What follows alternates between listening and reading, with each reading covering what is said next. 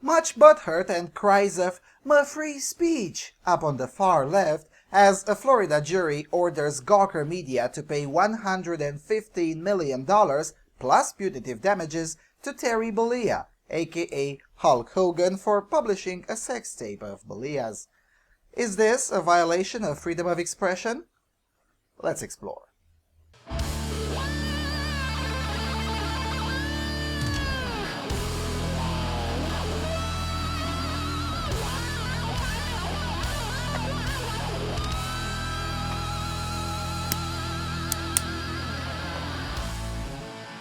Hello everyone, and welcome to the Freedom Alternative.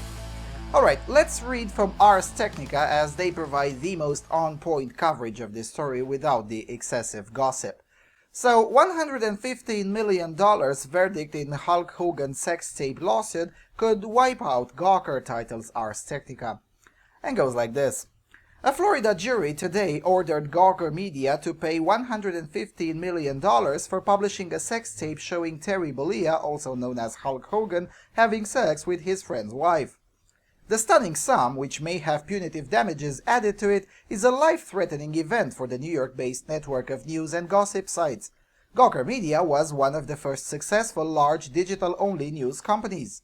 The final sum is even more than $100 million Bollea was seeking. Bollea also sued Gawker founder Nick Denton and former editor Albert Dolerio, and the jury found those two men personally liable as well. The sex tape was made about a decade ago, during a period in which the professional wrestler Hogan testified that he was going through a difficult phase with his then-wife.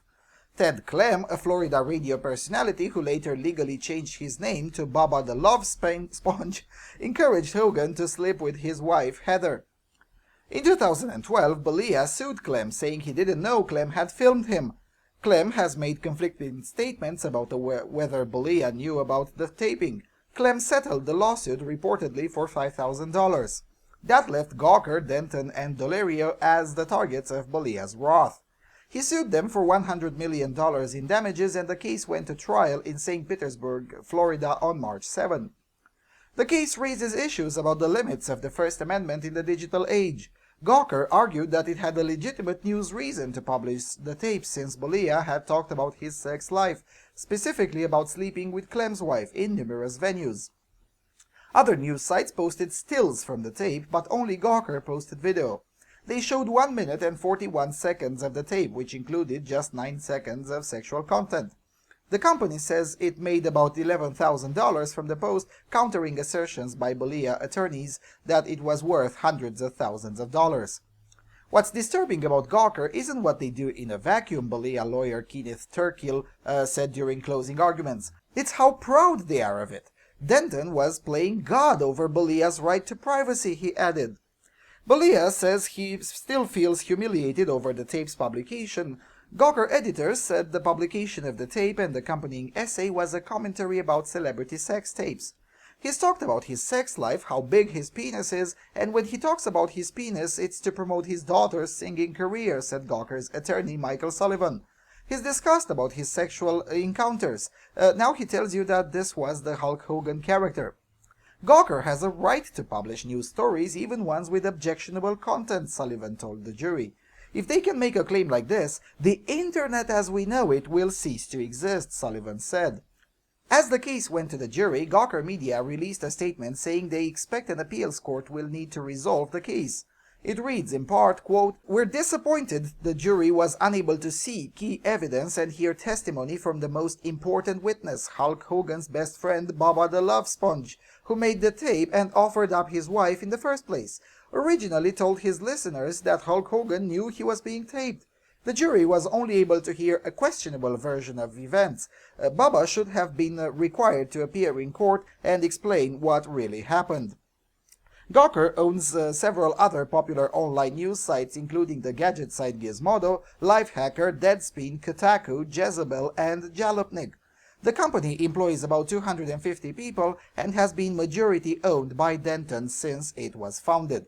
He recently took outside investment for the first time to be able to pay for this litigation and possible damages. Smurk, smurk. Can you hear the cries? If I try hard enough, I can hear them all the way from here, for 7,500 kilometers away from New York. So, let's take a look at the facts. Now, firstly, Hogan has sexual intercourse with a woman not his wife. While we don't know for sure whether he was indeed aware that he's being filmed and consenting to that activity, we do know for sure that Hogan did sue over the existence of that tape. To any sane person, that's a strong indicator that Hogan would rather keep that tape away from the public eye. Secondly, we also know that Hogan owns the tape and he had sex on private property, thus having a reasonable expectation of privacy, as the legalese language would go. And thirdly, we already had precedents where others published a snapshot or two and nothing happened. Of these three, the most reasonable course of action if you're an editor is to publish snapshots if you really want to. But, why be sensible? So when Hogan and Bolia gets a wind about this, he approaches Gawker amicably and asks them to do the right thing to avoid a scandal. But what does Gawker do? Well, Gawker acts unreasonable yet again and laughs in his face because, heaven forbid, the degenerate media conglomerate act morally for once. What was he supposed to do? Suing was the only solution left to him. In the past, people have been more sensible and settled behind the scenes without making a fuss about it. But Planet Gawker and Planet Sensible are in different galaxies. So let's look at Gawker's argument once again. There are three arguments essentially. The first argument is that Gawker had a legitimate news reporting reason because Bolia had spoken in the past about his sexual encounters and about the size of his penis. Their second argument is that Gawker has a right to publish any news story, including objectionable content. And the third argument is that if they're not allowed to publish this particular sex tape, then, quote, the internet as we know it will cease to exist, end of quote. Now, in all fairness, their second argument is impeccable. Indeed, Gawker has the right to publish whatever degeneracy it pleases, regardless of anyone else's opinion. But their first argument is a non sequitur. Nobody challenged the legitimacy of their news reporting reasons. What was under challenge was the publication of the sex tape per se, which Bolia argued and the jury agreed was a violation of his privacy. Think about it this way. Suppose someone films me without my knowledge as I have sex with my girlfriend. The video doesn't get online, but I find out about the existence of the video 2 years later and I sue the culprit. He's willing to legally bind himself not to distribute the footage and pay me some cash so he won't go to jail as we settle the trial out of court. Let's suppose I agree with that proposal. But then 4 years later, I brag about the good sex I have with my girlfriend, and, someone hears that. Is that a reason enough to publish the footage? I would argue that it is not, because I'm entitled to a reasonable expectation of privacy that if I have sex in my bedroom, the entire freaking planet doesn't get to see that unless I specifically authorize it. As for their third argument, that's the kind of big claim that screams citation needed all over the place. The internet as we know it will not cease to exist if Gawker has to shut down to pay for the damages it has inflicted upon innocent individuals. In fact, the internet as we know it today might be significantly improved if Gawker disappears. There's nothing more cancerous on the internet than Lezabel. Well, okay, there's Tumblr, but other than Tumblr, Lezabel does indeed take the cake as the most cancerous venue in the entire internet. Secondly, Gawker's attorney doesn't seem to know how the internet works. Despite its anarchy, there is some sort of order on the internet. Porn websites, for instance, especially those that allow users to upload content routinely, they also routinely take down videos for copyright violations, privacy infringements, and a myriad of other reasons without the courts telling them to do so.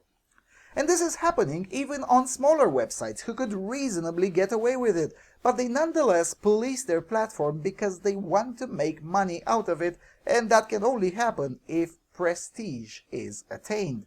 and prestige doesn't come with content that violates privacy or promotes crime. And last but not least, this ruling is not about internet freedom at all. In fact, it doesn't even say you should take it down. It simply says that you have to pay Mr. Bolea a crap ton of money for ruining his image. Crying free speech isn't going to help for the simple reason that speech is free only within the legitimate boundaries of property. Yes, if you come and have sex in my house, you don't have a reasonable expectation of privacy, and I could publish the video if I so choose. But that's not what Gawker did. What they did is to take a video that was not their property, with content that was not acquired within the legitimate boundaries of property, and then published it, then bragged about it, and made cash out of it. That's the equivalent of paying a peeping Tom to stay at my window to tape me while I have sex. That's not free speech. You're not free to videotape events from my house, and you're not free to publicize things from my property without my consent. That's why the legitimate boundaries of property indeed do matter. If the legitimate boundaries of property are ignored, you get less freedom of speech and not more. So, what do you guys think? Is Gawker the victim in this case? Please do tell me in the comment section. I mean, maybe I'm wrong. Maybe Gawker should have the right to ruin anyone's life as it sees fit, and maybe a talk about the length of one's penis is good enough reason to wipe out one's privacy. But think about it this way. The same argument is also used by government agencies too. And with that being said, thank you for watching and supporting this channel. I'll see you around on Freedom Alternative.